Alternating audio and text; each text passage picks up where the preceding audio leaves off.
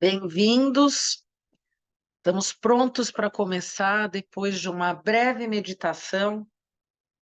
A meditação, ela tem o poder de nos tirar daquele mundo externo e nos trazer de volta para ampliar, para abrir uma comunicação em um mundo interno.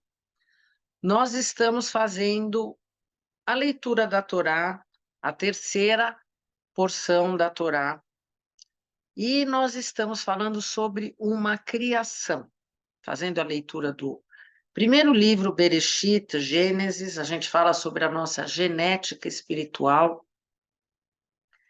E o mais importante de fazer essa meditação antes do nosso início é porque o nosso cérebro, o nosso intelecto, ele trabalha com uma lógica que ele aprendeu, que ele se acostumou, que é aquilo que a gente aprende no ensino em geral, desde a escola, na faculdade, tudo baseado naquilo que pode ser provado, naquilo que pode ser visto.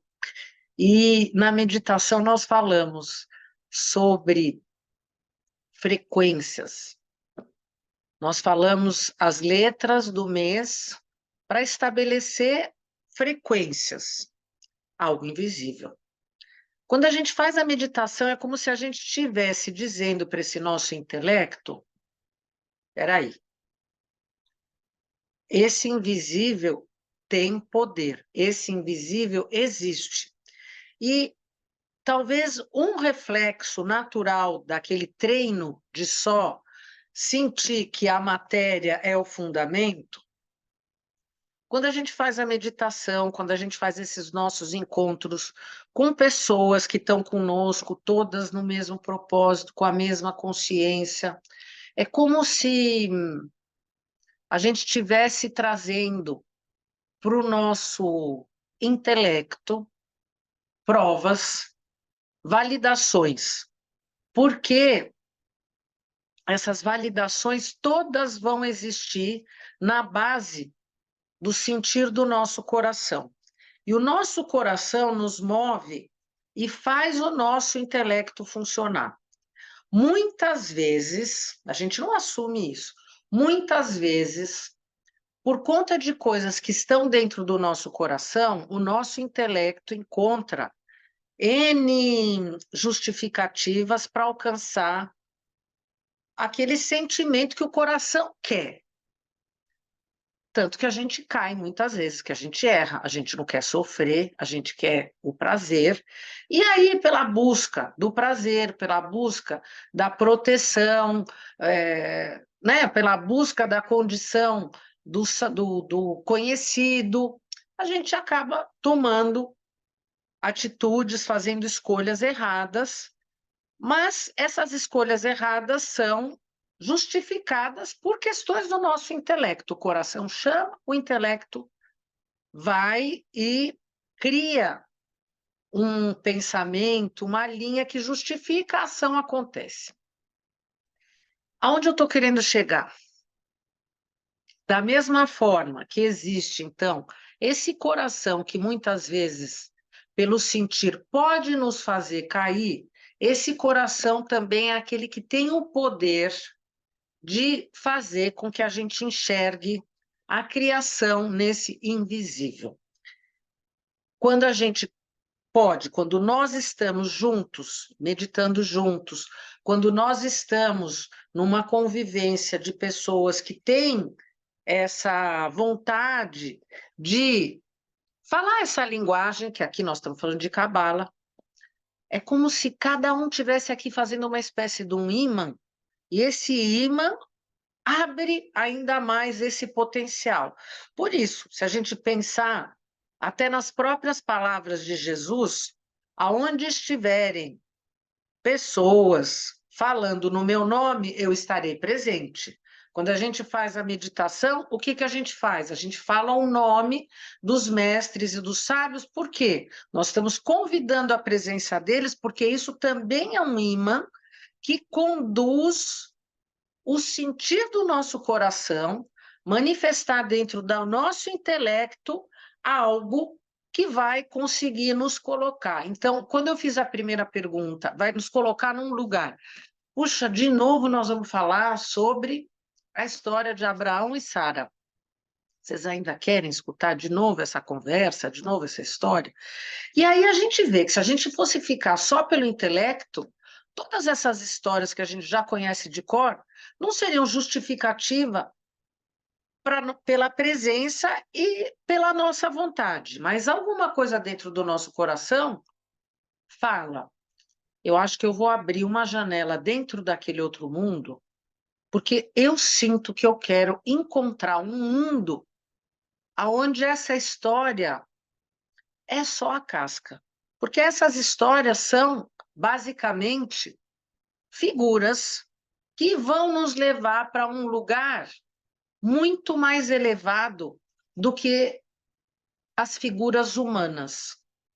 Esse ano eu estou querendo insistir muito nesse ponto, em tentar ir além das figuras, porque quanto mais a gente consegue entrar nesse outro mundo, mais natural isso vai se tornando. Pensar em Abraão, pensar em Sara, nós podemos sim pensar num senhor e numa senhora. Mas a gente não vai só pensar nisso. A gente vai pensar numa carruagem de Hesed, da misericórdia, e cada vez mais a gente vai tentar entender por que é que eles representam esse veículo dessa carruagem. E o que isso faz dentro do meu ser, quando eu consigo entender por que que eu quero me aproximar dessa vibração e por que que eu quero me aproximar dessas histórias. E ontem caiu uma ficha que é algo tão, nossa, tão claro, mas que muitas vezes está ali na nossa cara, mas ao mesmo tempo está tão na nossa cara que a gente não vê, como o nosso nariz. Quando a gente faz a leitura do Zohar, dessa porção, talvez a gente espera que a gente vai encontrar aqui uma explicação de cada um dos lugares que ele visitou. Vamos voltar, eu vou voltar um pouco. Vou falar da história literal. Porção Lech Lechá. Vai. O que é que está acontecendo aqui nesse momento?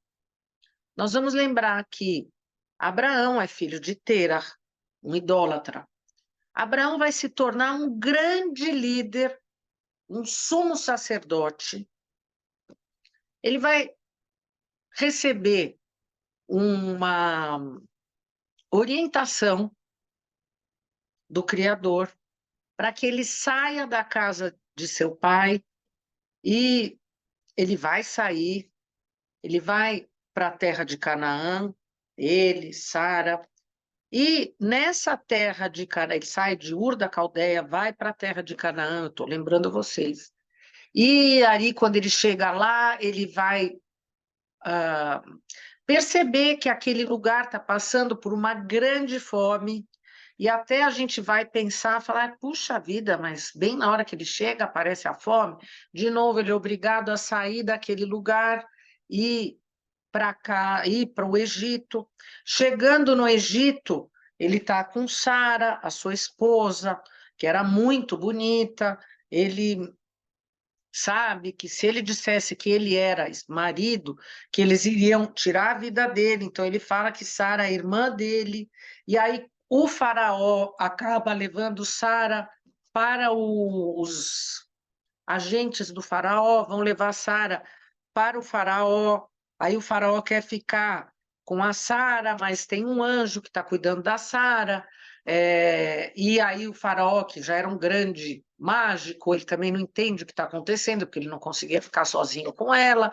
E ele é como se as 10 pragas acontecessem durante aquela noite. 10 pragas no próprio faraó. Midrash fala isso. E realmente ele fala, tem alguma coisa. Aí, quando ele vai falar com Abraão fala, não, ela é minha esposa. Ele fala, poxa, mas por que você não falou a verdade? Ele manda ele embora, mas ele enche ele de presentes.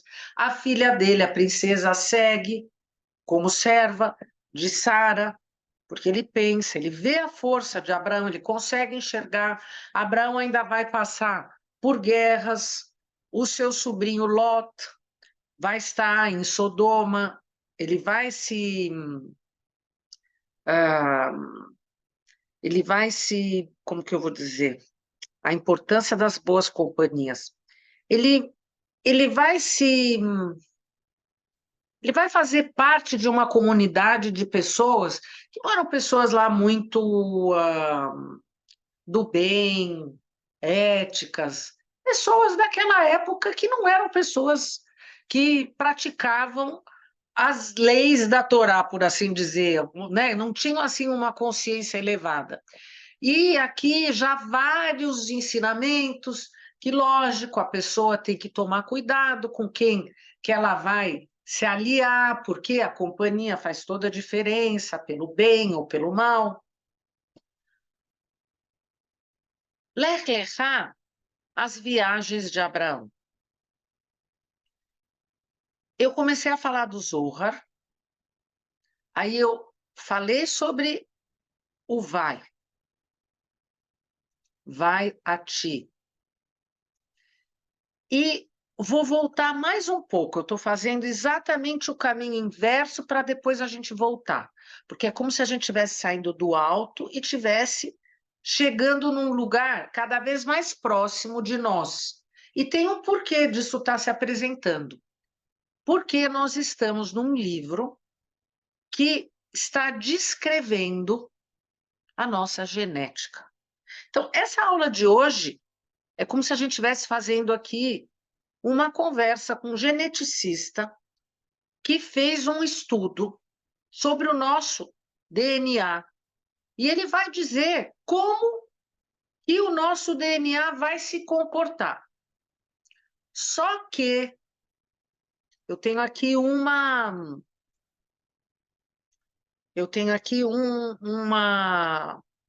reflexão para acompanhar.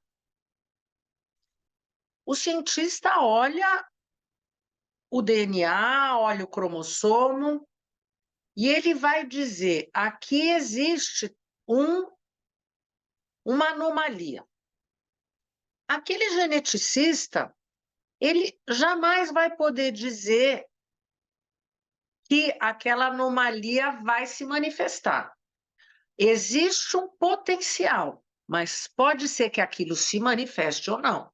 Ou até, independente de ser algo que não está assim dentro do padrão, mas pode existir características que estão presentes no DNA, mas que elas não têm oportunidade de ser manifestadas, mas elas estão lá, são coisas que a gente carrega dos nossos antepassados, estão sendo representadas ali. Poucas são graças a Deus, de certa forma, as pessoas só vão atrás desse estudo genético se elas enfrentam uma situação de saúde. A gente nem se preocupa, as pessoas assim comuns nem se preocupam com essas questões. Mas nós somos cabalistas. E o que a gente quer entender? Qual é a linguagem que está por trás dessa manifestação física da criação?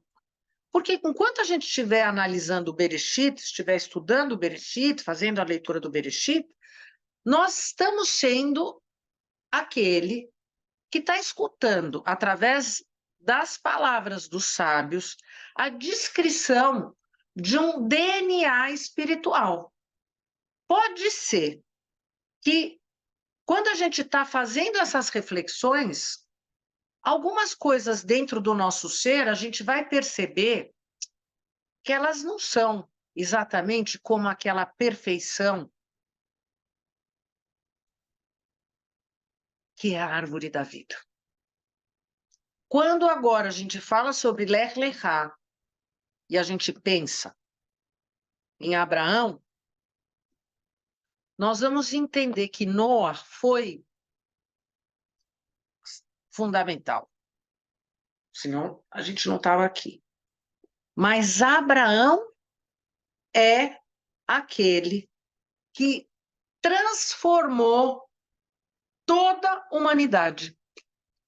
Antes de Abraão, não existiu nada, nem ninguém como ele.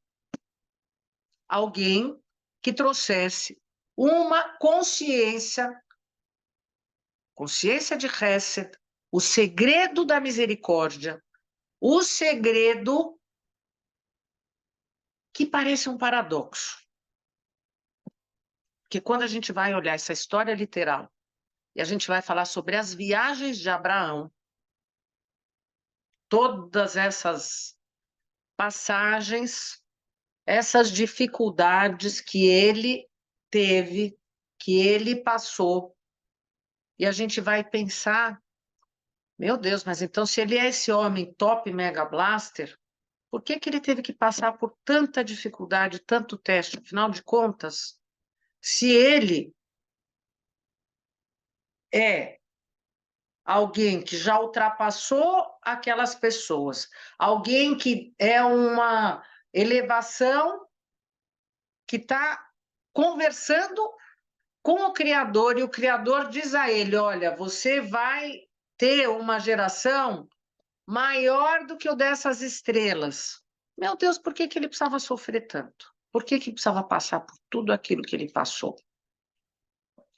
E agora é onde eu vou entrar junto com vocês para falar sobre o assunto do Zohar.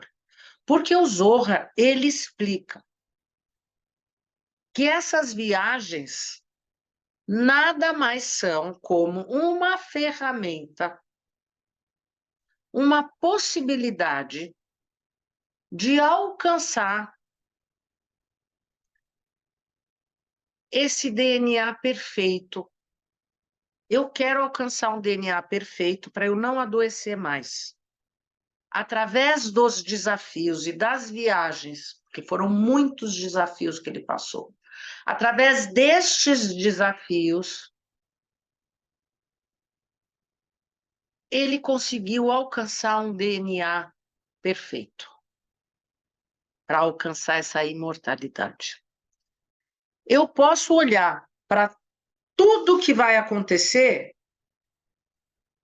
que acontece, que aconteceu, porque aqui agora já o verbo, já nem sei mais como é que eu vou colocar ele, passado, presente ou futuro, ou os três juntos. Por quê? Se eu pensar que o Criador está colocando teste, eu já não estou sendo, já não estou fazendo uma consideração que está tendo a relevância e a importância que vai nos colocar no lugar certo. Porque, na realidade, não é o teste para saber aonde ele está, ou como ele vai enfrentar, ou se ele ganhou, ou se ele perdeu. O teste existiu, a dificuldade existiu, para que cada vez ele fosse mais elevado, e no sentido de ser mais elevado, ele conseguisse conquistar essa posição da árvore da vida dentro do próprio ser. Estar na guerra, o estar enfrentando um desafio, ele não está ligado ao resultado. Vamos entender. A nossa lógica física pensa: eu estou num desafio, eu estou numa batalha, eu estou numa guerra, interessa vencer, perder. Eu não quero perder, eu quero vencer, eu quero ser vitorioso. Ser perdedor, ser vitorioso. Só que quando eu estou nesse outro lugar, nessa outra consciência espiritual, o que interessa, esse resultado, não faz a menor diferença, porque ele já é conhecido, porque esse outro lugar já não tem mais tempo. Esse lugar é o passado, o presente e o futuro. O resultado já é sabido. Não é novidade. É novidade para a gente, porque nós estamos aqui no hoje. Uma cabeça muito reduzida, uma visão de tempo. Mas o Criador já sabe o resultado. Já está tudo escrito. O que interessa na batalha? A forma que eu lidei durante o desafio. Não quer dizer se eu ganhei ou não. Abraão virou o herói porque ele criou um caminho em que ele foi construindo dentro dele situações através da sua forma de agir. Não quer dizer que ele não errou, não quer dizer que ele não caiu, não quer dizer que a dificuldade não existiu. Ele lutou batalha, sim, ele ganhou. Mas se ele não tivesse ganho, não é esse o ponto. O que nós estamos aqui entendendo no momento da nossa formação, que a nossa lógica muito pequenininha põe que na nossa vida o que vale é a gente ser vitorioso. Sempre eu quero estar por cima.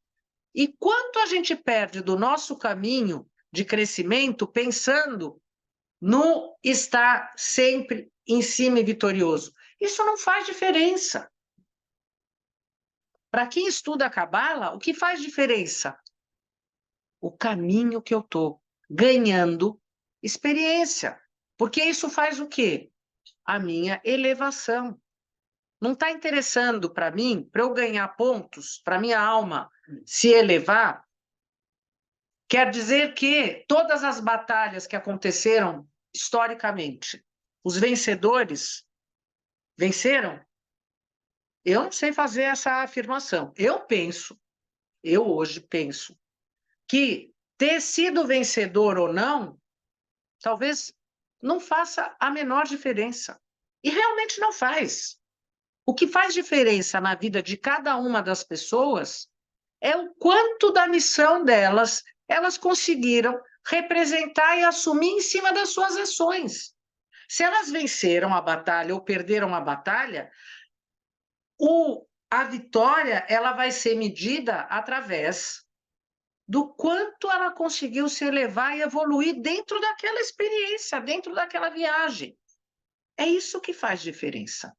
Porque o Lech Lechá, o vai a ti, ele está falando sobre sair do seu ser, sair da caixa. Ele não está falando vai e seja vencedor, vai e traga a vitória, vai e traga a medalha. Não, nós estamos falando aqui sobre um processo de cura e purificação. E como é que eu faço o processo de cura e purificação? Quando eu faço techuvá. Se ninguém se apresenta na minha frente sem motivo, se todos que estão na minha frente têm um motivo para estarem na minha frente, eu entendo que às vezes eu estou vencendo quando eu estou perdendo. Quem diz que não? Quem diz que não? Abraão está falando sobre essa consciência. A Cabala fala sobre Mazal, a gente escuta as pessoas se cumprimentando. Ah, Mazal Tov, Mazal. Parece que Mazal é sorte, mas a gente pensa na sorte como uma sorte ou azar, o ganhar e perder. O ganhar dinheiro ou perder dinheiro, o ganhar no jogo, perder no jogo. Mas Mazal é essa energia potencial que foi dada para nós, para cada um tem o seu Mazal, como se fosse um banco energético que fica pingando. Igual um pai que fala para o filho, olha, eu vou adiantar os teus bens, está tudo lá na poupança. Conforme for aparecendo a tua necessidade, eu vou te dando. Então, tua escola, eu vou pagar a escola, tua faculdade, o dinheiro está guardado. Quando chegar na faculdade, eu pago a faculdade, você vai casar. Quando chegar nesse momento, o casamento, a sua casa, o dinheiro está lá guardado. Conforme a necessidade, você vai recebendo. Esse mazal é o potencial energético da nossa alma. Ele está nesse banco. Quanto mais a gente conseguir ir além da fisicidade, mais a gente consegue receber essas gotas.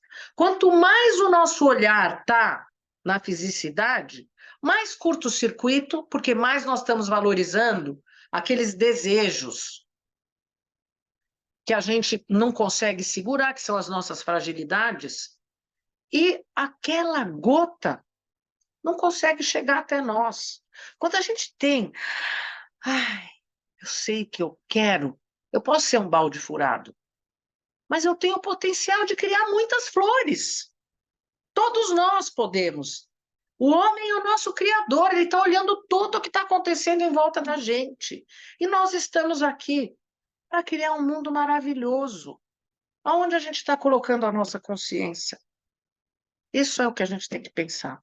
Se a nossa consciência estiver na carruagem de Hesed, Abrão e Sara, hoje eu não consegui falar sobre eles, mas como essa história vai seguir pela semana que vem eu vou falar sobre a troca do nome, eu achei que hoje eu ia conseguir falar sobre o nome. Semana que vem nós vamos falar sobre o nome, e essa trajetória, essa jornada, eu realmente, ai, gente, perdão, eu fico emocionadíssima quando eu estou falando sobre eles, porque eu sei que eu estou falando sobre o meu ser, e, e é isso. Então, semana que vem a gente continua. Sexta-feira, acendendo as velas da Shabat, nessa Shabat maravilhosa. Semana que vem também o congresso. Quem for estar presencialmente comigo vai ser espetacular. Quem vai assistir parte dessa aula aqui online, também eu agradeço a presença. Vamos acompanhar tudo, esse compartilhar que me preenche. Eu acho que quanto mais eu compartilho, mais preenchida eu fico. Isso eu posso dizer para você que é para vocês que é da Sara, com certeza. Quanto mais compartilhar, mais a gente se sente pleno. E a gente segue. Então, shalom. Obrigada. Obrigada.